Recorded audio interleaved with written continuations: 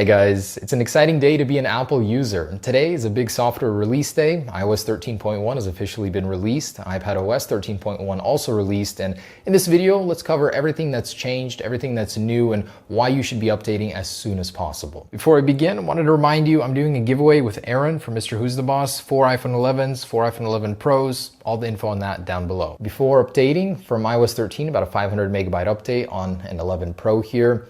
And before updating, I had this much free, 21.4 after 24.7 gigabytes. So it freed up quite a significant amount of storage for me. Now, the number one thing is the bug fixes. iOS 13 has been very unstable, very buggy, and for many people, a worse release than iOS 12. So if you've been encountering instability, just in general crashing, and I know a lot of people have, even me personally on my 11 Pro, lots of issues. Apple has actually went and updated their changelog with a bunch of bug fixes here. It just goes on and on and on. So this will definitely fix a lot of things that were wrong in iOS 13. But aside from that, there are a number of new changes. And also there has been a passcode bypass found in iOS 13, which allows you to see contacts and contact information, which you should not have access to. And this is the first bypass for the iPhone 11 Pro and iOS 13 while the phone is locked. That's been fixed. And the iPhone XS, XS Max, and XR are getting that controversial processor throttling feature, which will slow your device down in the case where your battery has degraded over time. And iOS will warn you when you'll need to, but this is an updated version of that whole fiasco back in the day. It's really not that bad and non-issue, I think. And shortcut automations have returned. So in the Shortcuts app, there's a tab now for automations, and in here, you can create whatever you want to your heart's content, even NFC tags. Super cool. And a very cool iPhone 11 Pro feature is the addition of an AirDrop exclusive feature using the new U1 chip inside of the iPhone 11 Pro. Notice how you get some new animations here on the AirDrop menu, and you can go ahead and go into the menu, which by the way has been redesigned. Now it will show you the device with its respective iOS wallpaper on it. So if it's iOS 13, it'll have the new one. Very cool touch. Now this feature here, whichever iPhone 11 Pro and iOS 13.1 is next to you, it'll show up in the devices the soonest when you point it at it. Very cool. Takes advantage of that new chip, and I'm excited to see what else the U1 will eventually be able to do. On the right is iOS 13.1. Now on the home screen, the Apple TV icon is simpler, no more blue in the middle of it. I think more in line with the rest of the icons here.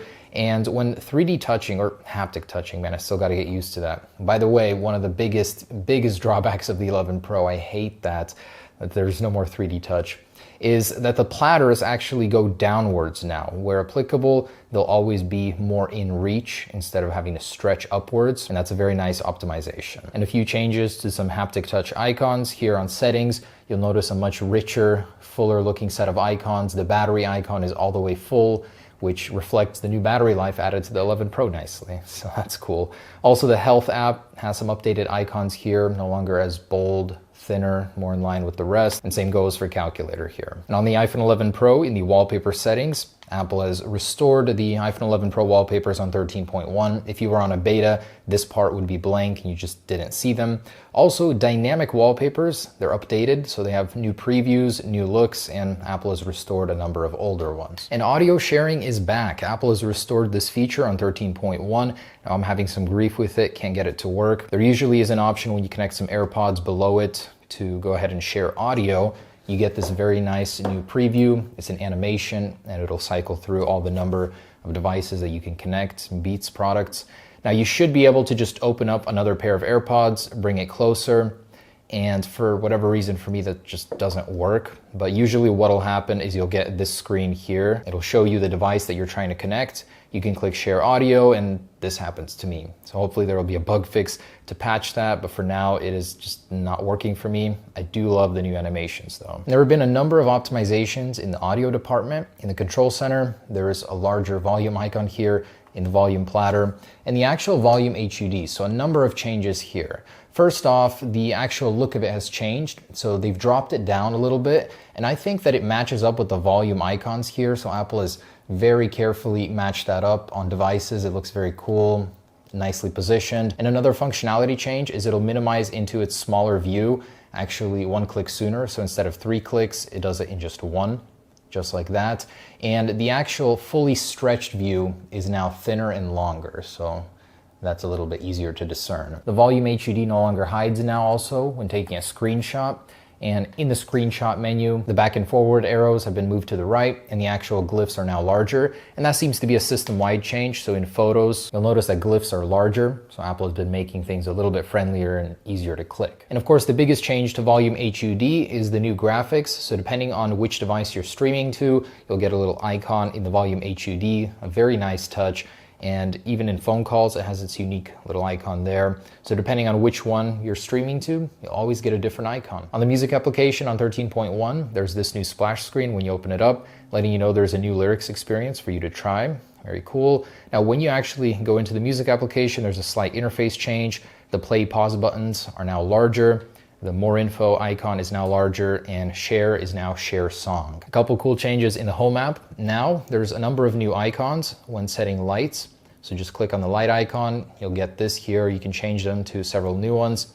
And these icons actually have a very cool animation when clicked. So you'll notice that they dim slightly and have this very cool light up animation. I love the attention to detail. And the Maps app has brought back the Share ETA function. So now when you click on it, you'll get a contextual menu depending on whether or not the person you're sending this to is running iOS 13. So you'll either send them the actual directions and a very nice pop-up, or an SMS with a quick status update. And also now in Maps, when deleting a collection, you'll now get a confirmation to make sure that you want to delete all the items at once. And in the Weather app, when haptic touching on a pane here, it now has a new pop-out animation alongside haptic touch.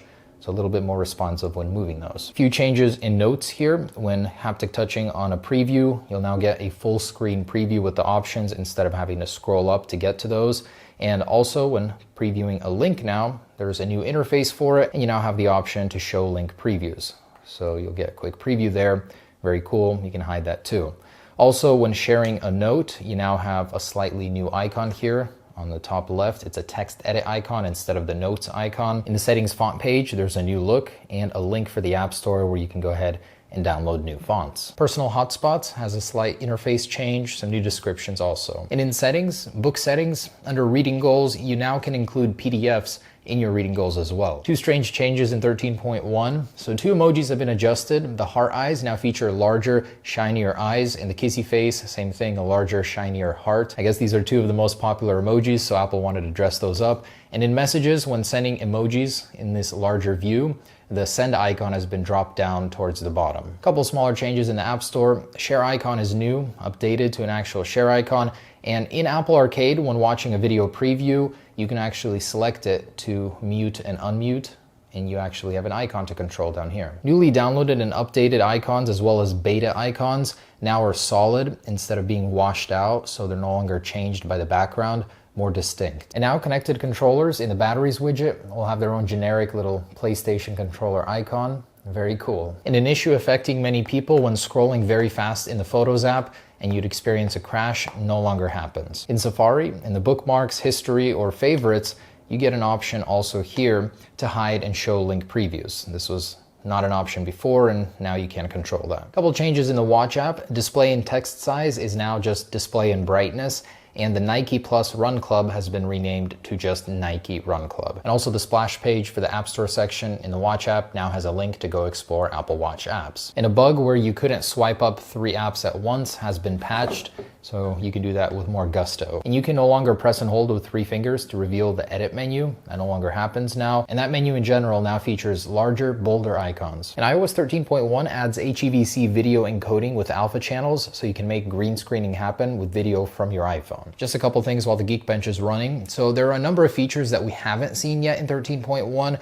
One being new emojis, the new Unicode language with the new emojis, haven't seen that yet. Deep Fusion, where it combines all 3 lenses on the 11 Pro to create the perfect picture, haven't seen that yet. Responding to messages via Siri has not been implemented just yet. And communication limits in screen time, nothing for that. And Apple went and released a warning today that there's a bug where third-party keyboards could grant full access to the iPhone even if you didn't allow it. And they said they'll be releasing an update for that soon. So very likely 13.1.1 will be here any day now to patch a couple things with this update and of course that third-party bug. And a little update on the case. So I got my prototypes in. They are beautiful. The fit is so solid, man.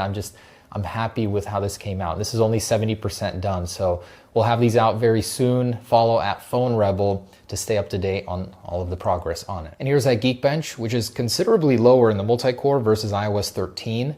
Not sure what's going on there, but hope to see an improvement in the future. Anyways, thanks for watching, guys. There's iOS 13.1, a very big refinement update with a number of visual changes. Do yourself a favor and update as soon as possible, and of course, save yourself from the contacts bypass. Hope you enjoyed it, guys. Stay tuned for the next one. Peace.